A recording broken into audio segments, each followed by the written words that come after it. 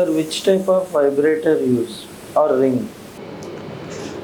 చాలా కొత్తవి వచ్చినవి.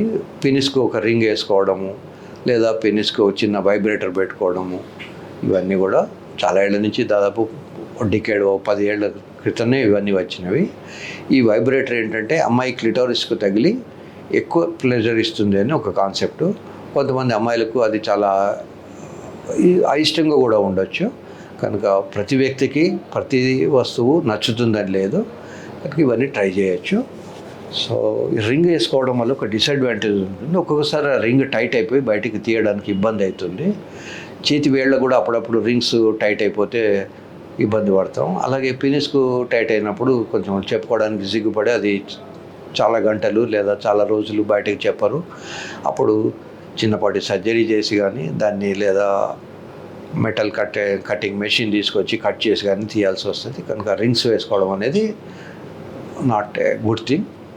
వైబ్రేటర్స్ వాడుకోవచ్చు. వైబ్రేటర్స్ వల్ల ఒకవేళ అమ్మాయికి ఇష్టమైతే వైబ్రేటర్ కంటిన్యూ చేయొచ్చు, అమ్మాయికి ఇష్టం కాకపోతే వైబ్రేటర్ తీసేయచ్చు. Sir, which type of condom use? కాండోమ్లో చాలా రకాలు ఉంటాయి. ఇప్పుడు మోడర్న్గా దొరికే కాండోమ్స్ అన్నీ కూడా లేటెక్స్. పూర్వకాలంలో కూడా లెదర్తో చేసిన కాండోమ్స్ వాడుకునేవాళ్ళు. అవి రీసైకిల్ చేయడానికి వీల్లేదు, రీసైకిల్ చేసుకునేవాళ్ళు. ఇప్పుడు వచ్చేటి అన్ని రీసైకిల్ అవసరం లేదు, డిస్పోజబుల్ కండోమ్స్. ఈ కండోమ్స్ గవర్నమెంట్ సప్లై కూడా ఉంటుంది, ఆల్మోస్ట్ ఫ్రీగా ఇస్తారు గవర్నమెంట్ హాస్పిటల్స్లో.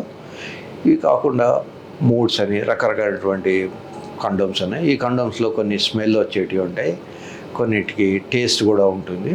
So it depend upon. కొన్ని కండోమ్స్కి బయట రఫ్గా కొన్ని నాడిల్స్ లాగా ఉంటాయి. ఏ కండోమ్ వాడినా కూడా అది పెనిస్ హార్డ్గా ఉన్నంత వరకే అది ప్రొటెక్ట్ చేస్తుంది. ఒకసారి పెనిస్ కనుక సాఫ్ట్ అయిపోయిందంటే కండోమ్ కూడా లూజ్ అవుతుంది. కనుక కండోమ్ లూజ్ కాకముందే సెక్స్ ఆపేయాల్సి ఉంటుంది కండోమ్ వాడినప్పుడు. కనుక అన్ని కండోమ్స్ మంచివే. ఎవరికి ఏది ఇష్టం, కొంతమందికి పైనాపిల్ టేస్ట్ కానీ స్మెల్ కానీ ఇష్టం, కొంతమందికి చాక్లెట్ ఇష్టం. కనుక ఎవరికి ఏది ఇష్టమైతే అది వాడుకోవచ్చు. ఫలానా కంపెనీ మంచిది, ఫలానా కండోమ్ మాత్రమే గొప్పది అని అనుకోవడం పొరపాటు.